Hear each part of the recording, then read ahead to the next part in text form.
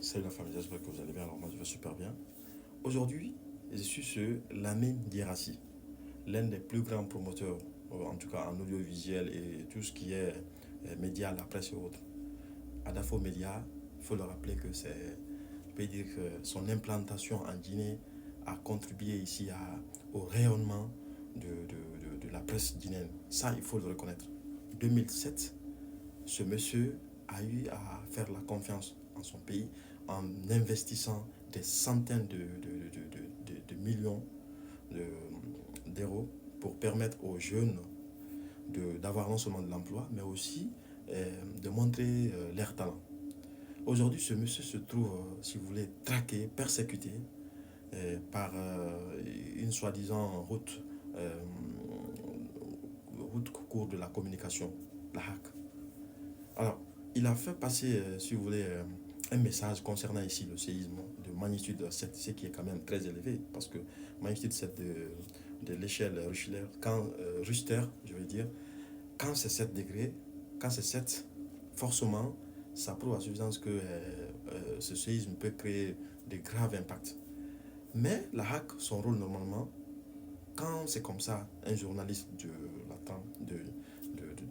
la Grassi, l'idéal c'est forcément qu'on appelle l'homme pour écouter sa version.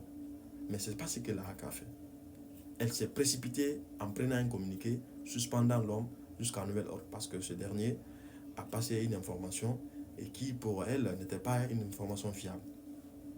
Alors qu'en réalité, le rôle de la hack ici, c'est de surveiller forcément tout ce qui est la presse écrite, je sais pas, la presse, en tout cas, toutes genre, même la presse en ligne.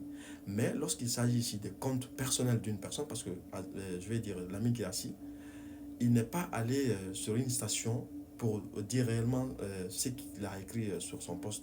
Il a écrit ça sur son compte. Donc ça veut dire que normalement, on devait laisser l'affaire au tribunal d'en juger. Mais ce n'est pas la hack qui devait se précipiter pour aller suspendre l'homme. Donc, soutien total à M. Guérassi, qui en ce moment est en train de voir tout son investissement s'écrouler parce que tout simplement aujourd'hui on veut combattre l'homme. On pense que c'est lui qui est le problème.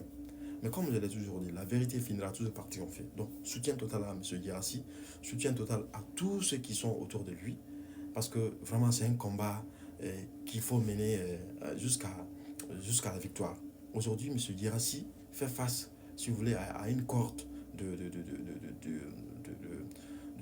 de personnes qui ne veulent pas du tout le voir rayonner. Et ça doit cesser. Aujourd'hui, ce monsieur, on a détruit tout l'emploi qu'il a créé en République Guinée. Dans son, si vous voulez, dans son entreprise, il y avait plus d'une, je vais dire, plus d'une centaine de jeunes qui travaillaient là-bas, que ce soit de postes directs ou indirects. Aujourd'hui, on a rayé, si vous voulez, tous ces postes. Ces jeunes-là sont retrouvés dans la rue. Aucun soutien. En Guinée, on n'encourage pas les gens qui investissent. Normalement, on n'avait même pas besoin de supprimer, si vous voulez, euh, ces radios ou ces télés. On pouvait juste simplement dire que bon, en ce qui concerne tout ce qui est des émissions à grande écoute, on les suspend. Ça devait forcément être le cas de Dioma, aussi le cas de On refait le monde. Mais jamais, jamais, jamais, ils n'ont pas fait cela. Ils ont juste supprimé la radio.